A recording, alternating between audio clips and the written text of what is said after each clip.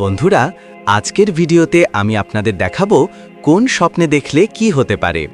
আপনি যদি কখনো এই স্বপ্নগুলো দেখেছেন তাহলে বিশেষভাবে লক্ষ্য করুন।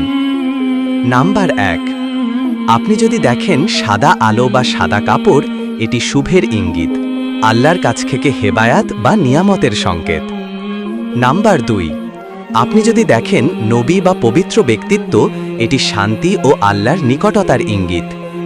নাম্বার 3, আপনি যদি দেখেন পরিষ্কার পানি বা নদী, এটি সুখ সমৃদ্ধির সম্ভাবনার প্রতীক। নাম্বার 4, আপনি যদি দেখেন অন্ধকার বা ছায়া, এটি শয়তানের প্রভাব, দোয়া ও তওবা করুন।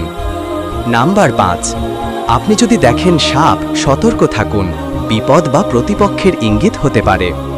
নাম্বার 6, আপনি যদি দেখেন বাড়ি মেরামত হচ্ছে, এটি জীবনের উন্নতি বা নতুন পরিকল্পনার ইঙ্গিত। এরকম নতুন ভিডিও পেতে চ্যানেলটা সাবস্ক্রাইব করে রাখুন।